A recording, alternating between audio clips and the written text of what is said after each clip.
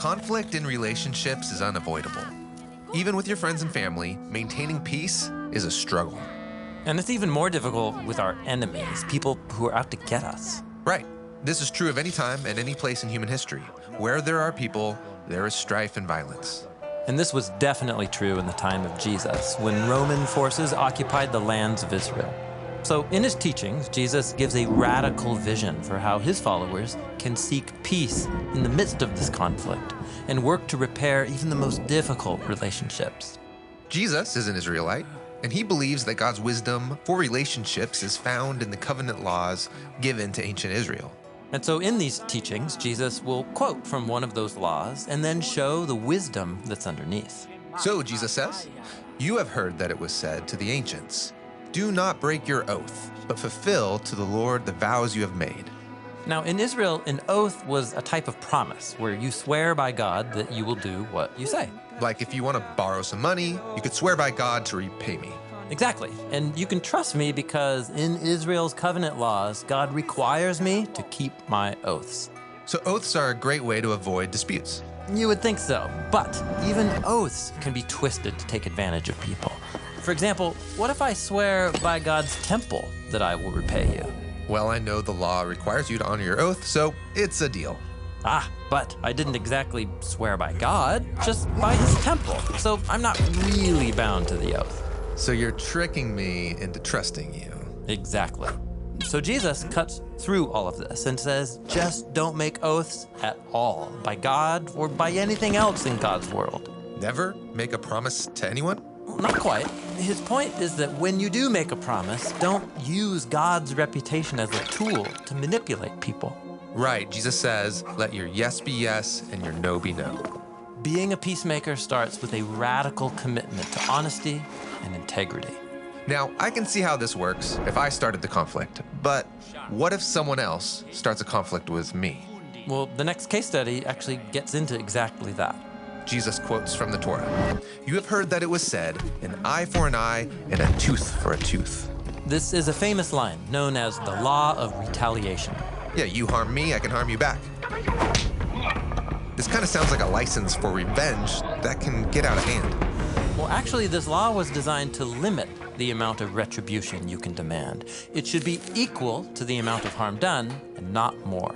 So this law keeps peace by restraining our urge to hurt back those who hurt us. Yes, and Jesus takes the wisdom of this law to a new level, telling his followers, don't even pay back an evil person. Don't retaliate at all? Yes, become people who value peace more than getting even. But letting people get away with evil won't bring peace. You just can't stand by and do nothing.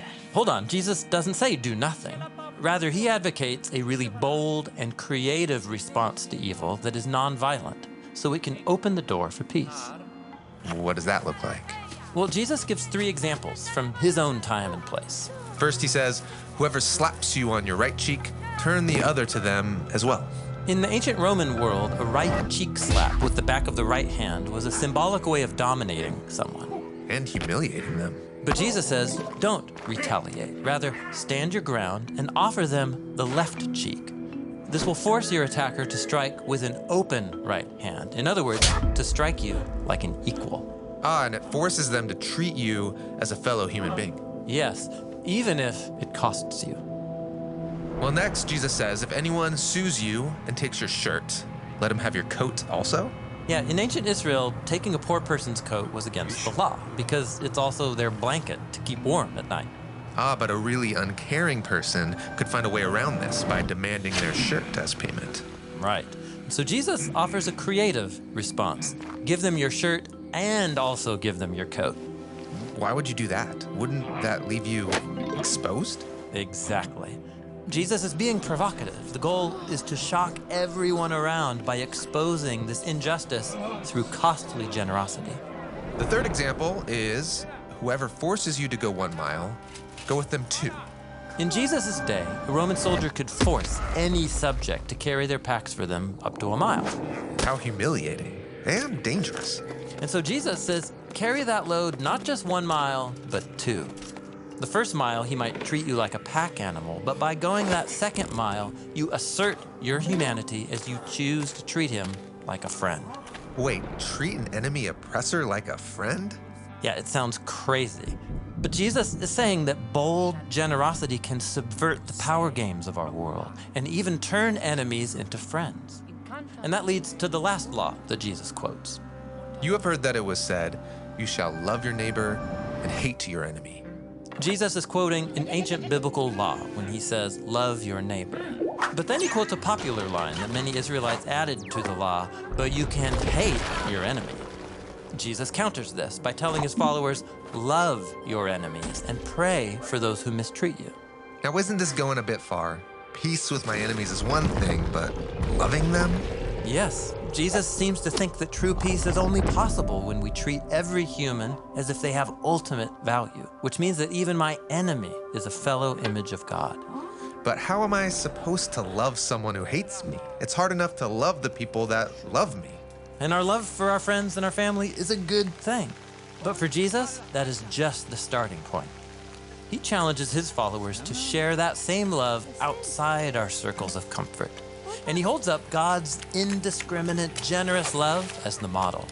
Jesus says, God causes his sun to rise on the evil and the good, and sends rain on the righteous and the unrighteous. The call is to become peacemakers who are inviting others in, working to mend broken relationships at every level in our communities. It really is a radical way to live.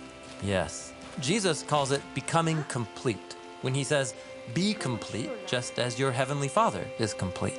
It means imitating God's generosity to both friends and enemies, because for Jesus, creative love is the only pathway to real peace.